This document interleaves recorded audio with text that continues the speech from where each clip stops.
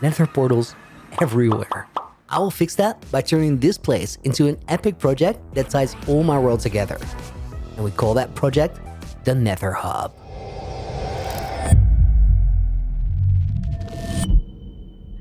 Hear me out, those portals are a real problem. Part of what kills your motivation to play in a world for a long time. Messy wife, messy life.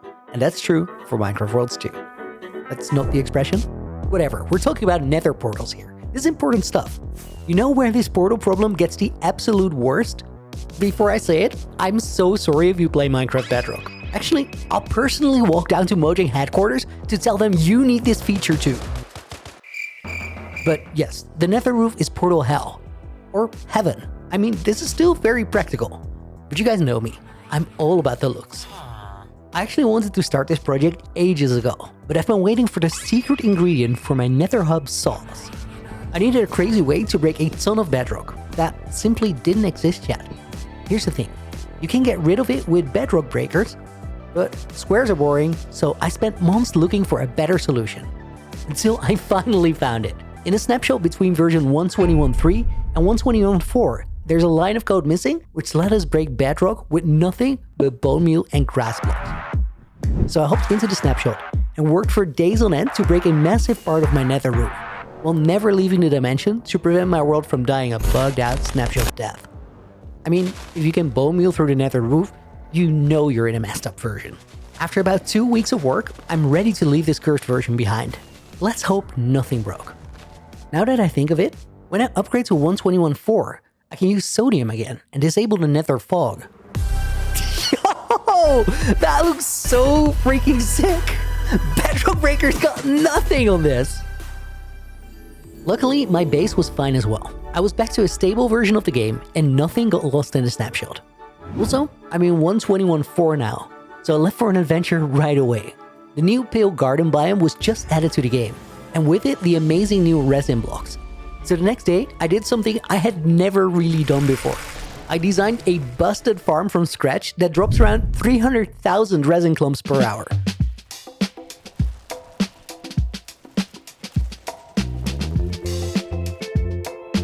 The loony redstone arc is so real, as is my distraction problem, by the way. I mean, this is cool and all, but it's not a nether hub. I should probably clean up and remove the netherrack under the hole so we can truly open up the nether below. So I got right to work. I made a trip to my enderman farm, enchanted a bunch of new diamond picks, and mined my way through about 500,000 netherrack. Even the piglins down in the Crimson Forest were happy with the result of all my artwork. 200 days into this 1000-day arc, I had a hole in my nether roof like nobody else. It took a lot of grinding, but it was so worth it. There is just one small problem. Actually, it's a massive problem. My gold farm is right at the very edge of the hole, and let's face it, this is not the prettiest thing ever. So before I do anything else, it's probably a good idea to cover up that magma tower.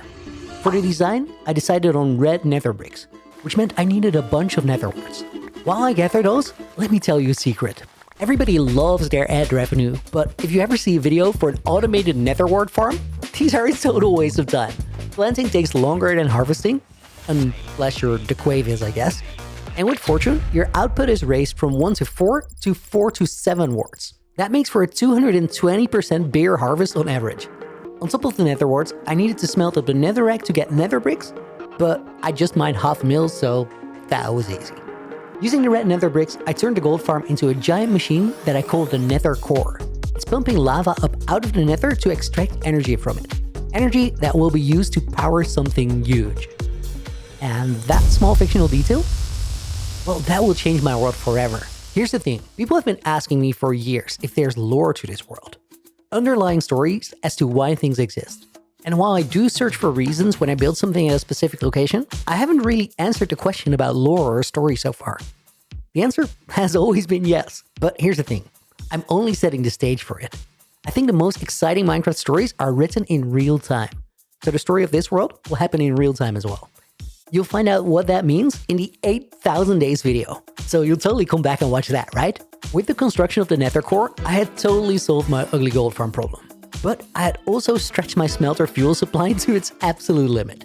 So I upgraded it from the vintage bamboo farm to a fully automated dried kelp block farm. And by day 6,394, I was fully ready for the next stage of the nether hub, which is still just preparation. But even so, I was about to get in way over my head. In my previous world, I made custom biomes around my nether hub. And while those were cool, they were also, well, flat. But with modern building tools, you can make much cooler things. So I got to work in Axiom to design a custom mountain range as the foundation for this project.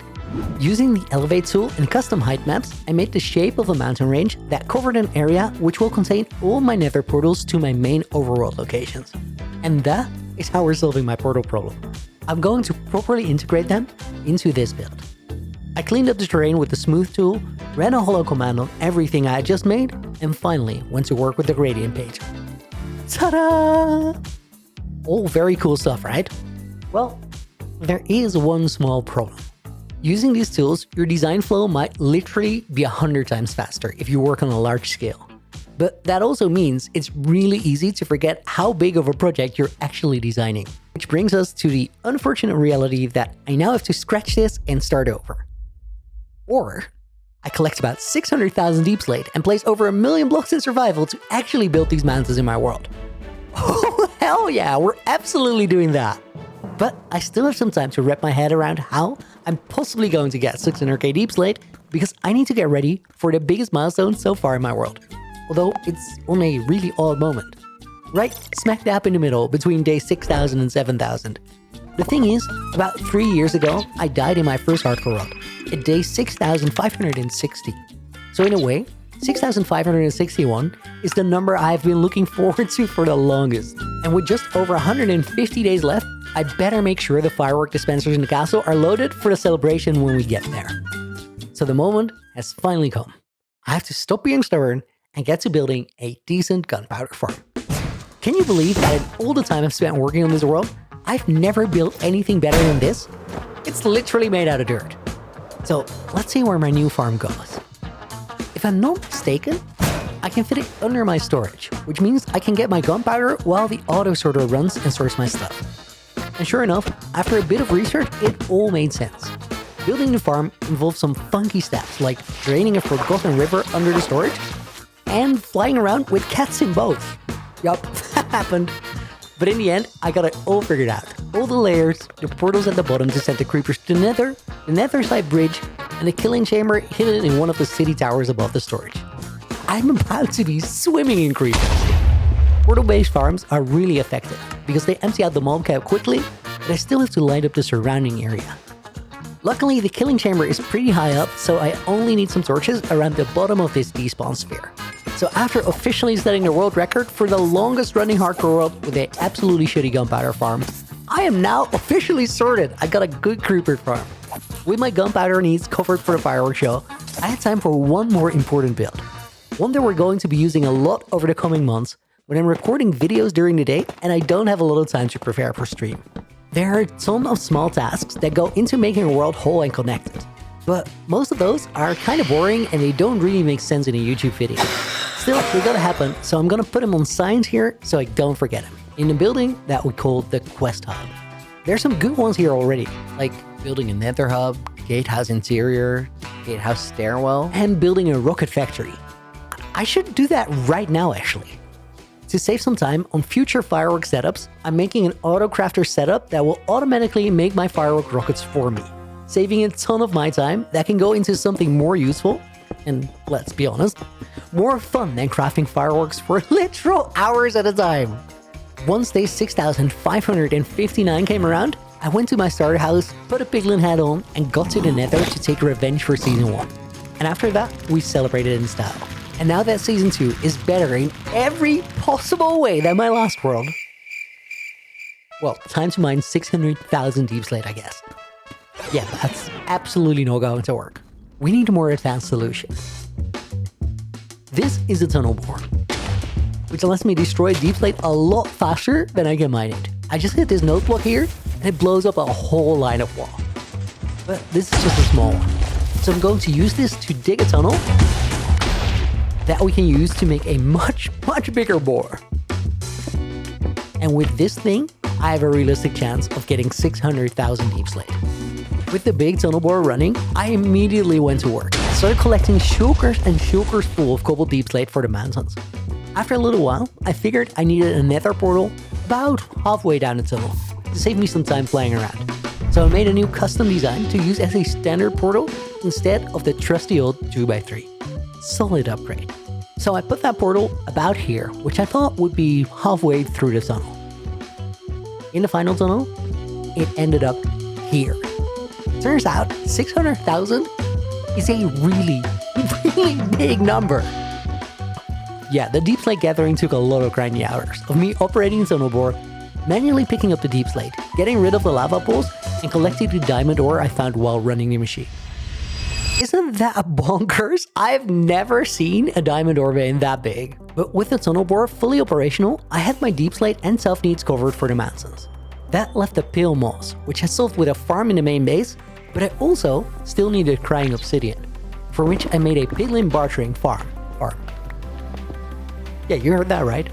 All credits to ENXO4 for another amazing design where you make a little room under the nether roof in the Crimson Forest and use soul torches, warped fungus and turtle eggs to manipulate the mob pathing so all the piglins walk into the farm themselves. It's a farm. You build it and it farms a farm. Oh my god, this man is a damn genius.